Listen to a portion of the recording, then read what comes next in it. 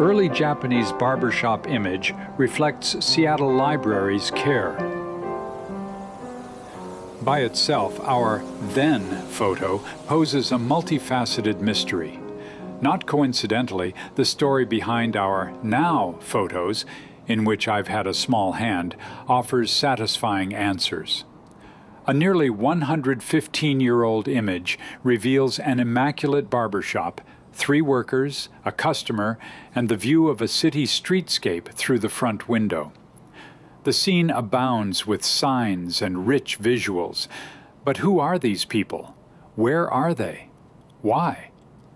This shot shows a storefront just off Yesler Way along a curved diagonal side street near the brand new Smith Tower.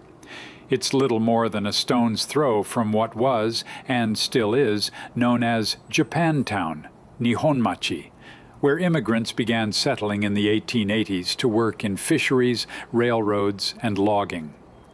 The barbershop owner, perhaps one of the depicted men, was Kashiro Kawakami. Born circa 1886 in Japan, he likely first came to the United States in 1902. A farmer, he returned to Japan in 1910, marrying and sailing back to Seattle with his wife. They had 3 children here while he worked as a barber at the photographed site in about 1911 to 1914. Records go silent after 1916. Perhaps the family moved back to Japan. These details and many others about this photo emerged starting in summer 2023 during detective-style research by Seattle Public Library's Special Collections staff on a massive collection donated by historian and Now and Then column founder Paul Dorpat following his 2019 retirement. Before his donation, and at the library's request, I was honored in early 2018 to spend 17 afternoons in Dorpat's basement in Wallingford, logging negatives, prints, slides, discs, tapes, films, and other media that he amassed for 4 decades to document a constellation of Seattle area scenes. The total, covering a century and a half, exceeded 309,000 items.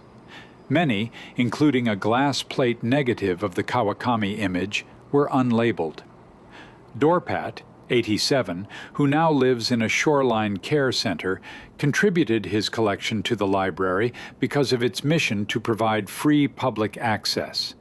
But he also knew its staff would first marshal extensive tools, city directories, index files, databases, and other collections to give the materials meaning.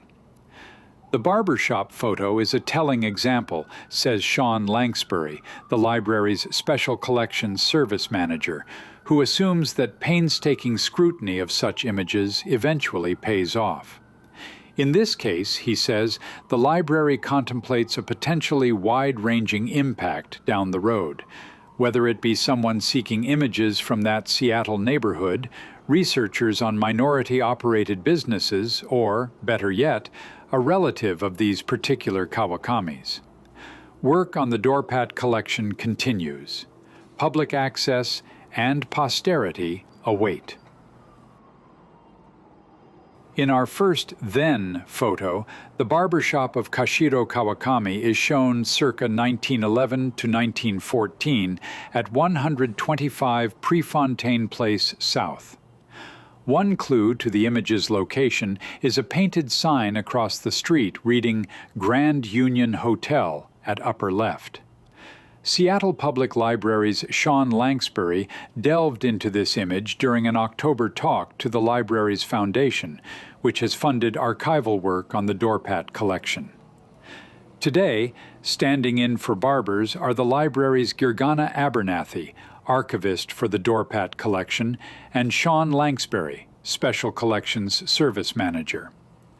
The storefront, recently a Cafe Vita branch, is to reopen soon as Saigon Drip Coffee Shop and Event Center. Also today, Paul Dorpat at his 87th birthday party last October. Also today, Abernathy sifts large format images from the Dorpat collection at rental space in the YMCA building across from the central branch of Seattle Public Library. Access to materials will follow more work. With a collection as huge and complex as this, Lanksbury says, we are still in process, and public release is still pending. Also today, working on the Dorpat collection at the YMCA building across from the central branch of Seattle Public Library, Gergana Abernathy pieces together a glass plate negative depicting a store interior. Also today, on a computer at the central branch of Seattle Public Library, Jade D'Addario, Digital Projects librarian, tracks details of a glass negative showing the interior of a bar. Finally, boxes housing glass plate negatives from the Dorpat collection fill shelves at the Seattle Public Library Central Branch.